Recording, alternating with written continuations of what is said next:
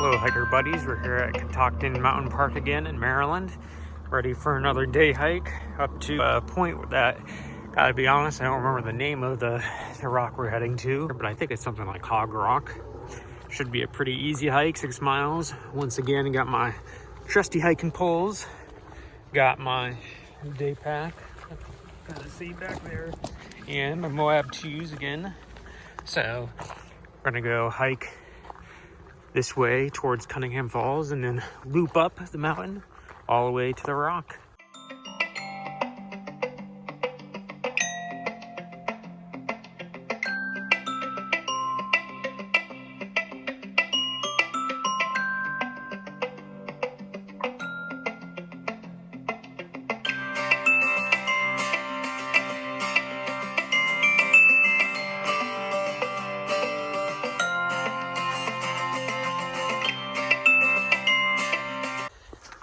So why do you think the rock's named Hog Rock? You asking me? Yeah. I don't know. It's a good question. Maybe it was named after somebody, or Someone named maybe Hog? At one time it looked like a hog, or I don't know, some other affiliation with something that happened with a hog there. My guess is the first one, though. That was named after someone named Hog? Yeah. What if it looks like the person named Hog who owned a hog, who cooked a hog there? That's a lot of hog. It's a lot of hog.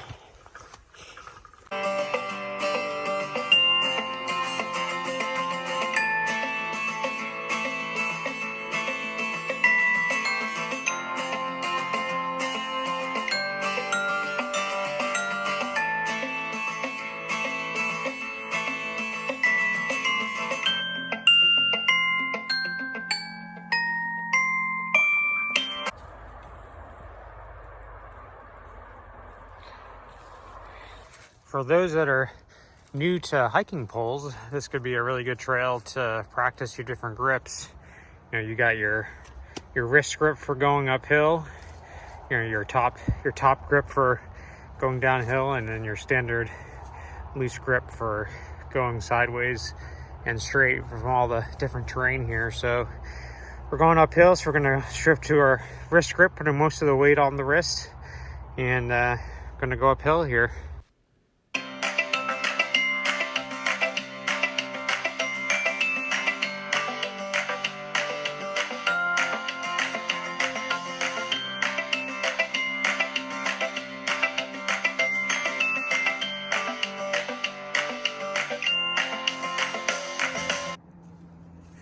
You can see here the little ant's nest up in the tree.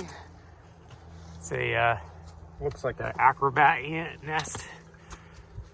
A little mixed with soil with tree bark there right on the side of the tree. Looks just like the tree has a tumor, a cancerous tumor there. But you can just imagine the thing exploding as you're walking by, ants just raining on you. How nasty that would be. I don't think that's ever happened, but I guess you can imagine that just exploding. What is an acrobat ant anyways, and why they call it that? They got little rings, little ants with little rings, Olympic rings, doing acrobatic feats. Little ant Olympics. Would watch that. Kind of like a flea circus, but with ants. Kind of a weird thing to think about. You can see how flat and well walked this trail is. I think this is one of the more traversed trails heading to Cunningham Falls in this park, although we're not heading to the falls today. We're heading to the Hog's Rock, named after all the various hog creatures that have gone and transpired there. Still a decent trail to walk to also head to the falls too, of course, being the Cunningham Falls Trail. And that's a funny tree to have fallen over. This looks like a toy tree almost. The way it took the whole ground with it, with the roots. That's awfully peculiar. Look at that. Got a massive root system underneath. It's nuts. So it looks like a plate of spaghetti. Some mozzarella cheese on that. Now I just want spaghetti. It's just crazy how many trees are just knocked over in this area. Massive storm system coming through, just knocking them out one by one. Or maybe there's like a guy with, you can see how well maintained this trail is. Just maybe a guy with chainsaws for arms just coming through, running through, taking out the trees to make sure that the trail's nice, well groomed.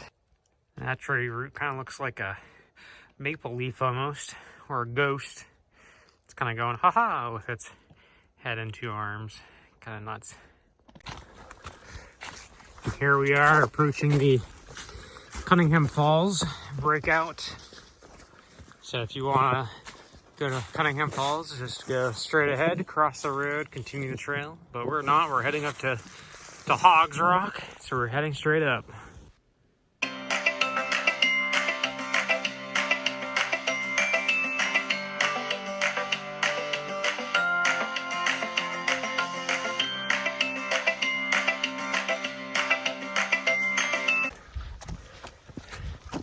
So I tried searching for what Hog Rock was named after on the internet real quick while I was waiting for Jordan to catch up, and well, there's not much on the internet at all, and it's kind of weird, huh? I'm thinking that Hog Rock, well, either looks like a pig for sure, or the guy's name was Hog, but what kind of name is Hog? Who names their kid Hog? Might be wondering why I even bother bringing a day pack on a 4.6 mile hike. Well, one, you never know what you're gonna run into, so best to have supplies. Usually, you know, it's good to have a compass no matter what, and a water filter no matter what, just in case. I'll be honest, so I didn't bring any of that. Actually, there's nothing in my backpack save for a spade, toilet paper, and a slice of toast that's left over from the breakfast sandwich I made that I carefully timed to eat before coming here, so I would have both the energy and not a bathroom emergency. You have to break into that toilet paper. However, I do have 2 things of water for me and Jordan, and if you're gonna have anything, best to have lots of water on you, and if you don't need it, if anything, because you gotta drive back home after this, and you're gonna be thirsty after a hike like this, and hydrating properly, even especially on a crisp November day like today, where it's a little chilly and you don't feel the effects of being dehydrated as much as you would in the summer. So if you just go on a day hike like this, bring enough water, bring a couple liters. Worst case, you dump the water towards the end, but it's not like you're carrying a whole backpacking system. So moral of the story, carry water. Well, we have made it to the Hog. Welcome to Hogs Rock. We got the Hogs Rock Nature Trail behind us. But yeah, here we are at the Hogs Rock. No hog in sight. But we do have some sights. Beautiful. As always.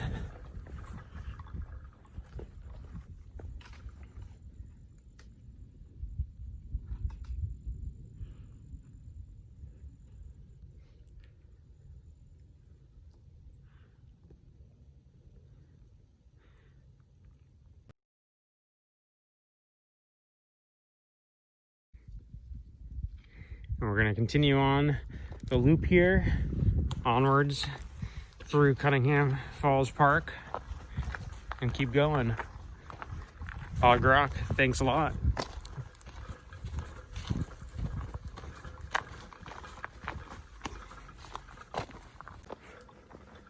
See, I think that rock's a lot more interesting. Looks like a petrified whale coming out of the water, going little porpoise rock, super cute. So if you didn't feel like hiking all the way to Hogs Rock from the bottom of where the visitor center was, you can always park here at the Hogs Park parking area, or Hogs Trail parking area, and it's about like a 1/10 of a mile from the rock, and not really much vertical at all. But you can see here, Hogs Rock is just up the ways, and you have a nice little parking area with restrooms right over there. So feel free to take a drive up the hill, park here, and walk over to Hogs Rock. We're going to continue on here, a short trail back down to the visitor center. You can see it's going to be a quick loop around the charcoal trail, past the Misty Mount Cabins, wonderful name, all the way down. And for the price of one overlook, you actually get 2 overlooks. Here we are at Blue Ridge Summer Overlook on the way back. Very, very quick detour.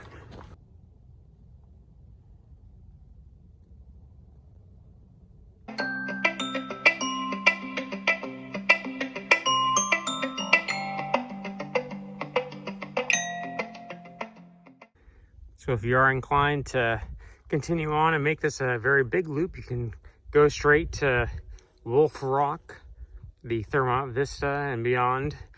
But we're going to save that for a future video. And for now, we're going to head back to the visitor center, take this right, and 1 mile to go.